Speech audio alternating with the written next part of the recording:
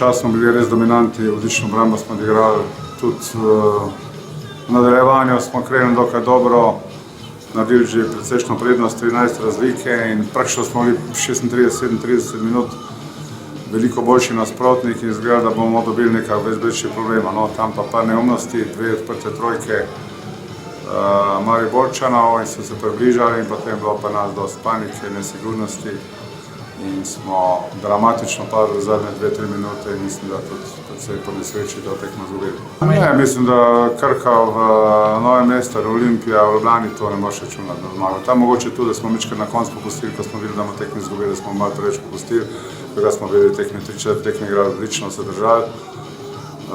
No, tokrat pa mislim, da smo predvsej tudi po lastni neumnosti, pa nespretnosti, pa neznanju, pa neizkušnjah morda tekmo, v kateri smo bili večinoma boljši nasprotni izgubili. Kaj ne rečem po takem porazu, škoda. Prvi polčas je bil fenomenalna obramba.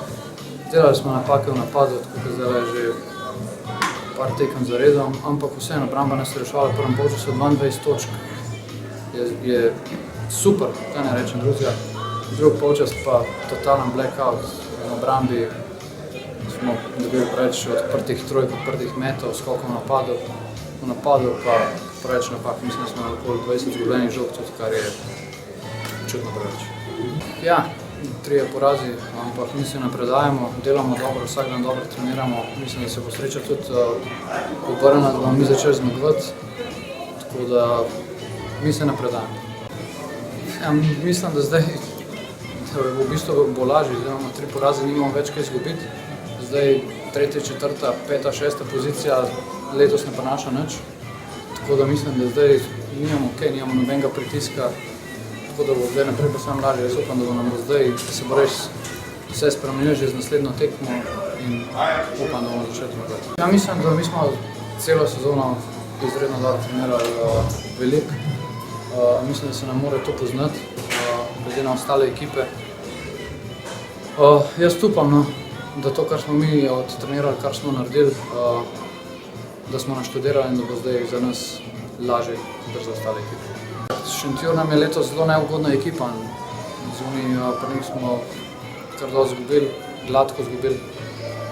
Ampak nova tekma je nov dan, mi se bomo zelo dobro pripravili.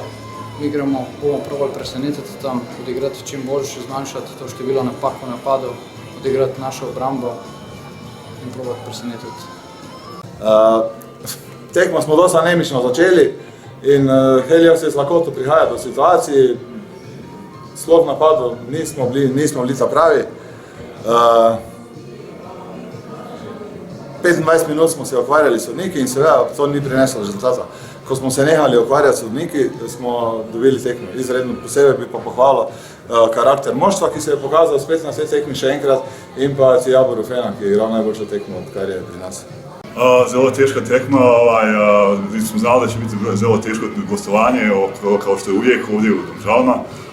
Zelo smo slabo začeli tekmu, ni šlo, ampak smo u drugom polčasu smo se malo zbrali i sa malo koncentracije, malo sreće uspjeli da zmagamo. U Mariboru se počinimo odlično, atmosfera je super, uzdušje u timu i okolo tima je odlično, tako da je prava sredina za delati i za napredovati.